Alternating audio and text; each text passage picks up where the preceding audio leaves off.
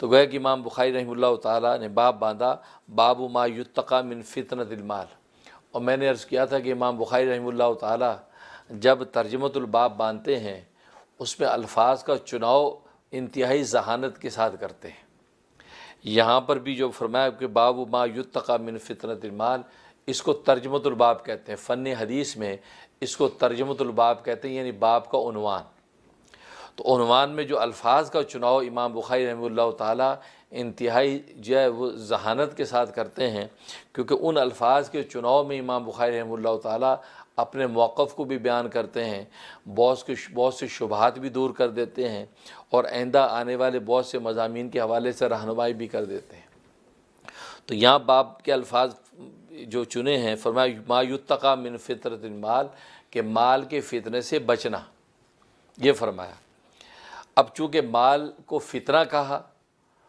تو سوال پیدا ہو کہ مال کو امام بخاری نے فتنہ کیوں کہا؟ مال تو بڑی خیر کی چیز ہے، اور قرآن کریم نے مال کو خیر بھی فرمایا ہے،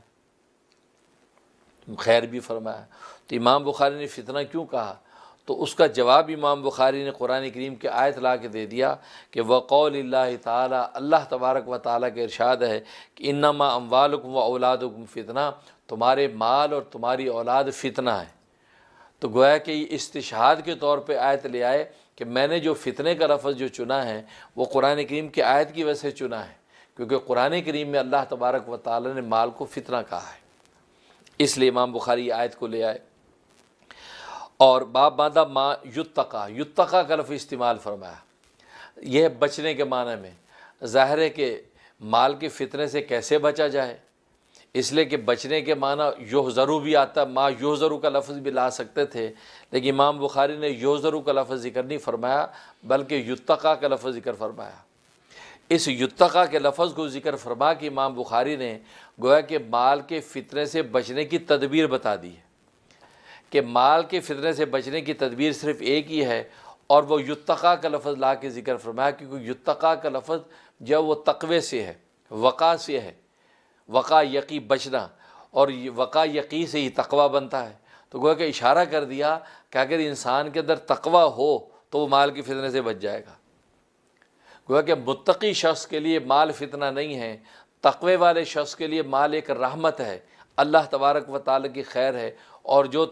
متقی نہیں ہے بلکہ فاسق فاجر ہے اس کے لیے مال فتنہ، اور یہ اس کے لیے جو ہے ایک عذاب ہے کہ وہ مال کی وجہ سے وہ دنیا میں بھی لوگوں کے حقوق مارے گا، اور آخرت میں بھی اللہ تبارک و تعالیٰ کے سامنے شرمندہ ہوگا۔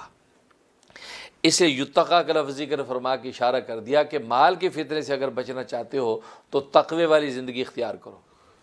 اور تقوی کسے کہتے ہیں؟ اللہ تبارک و تعالیٰ کی شوق محبت سے، یا اللہ تبارک و تعالیٰ کے خوف عذاب سے انسان معصیت اور گناہ سے بچے۔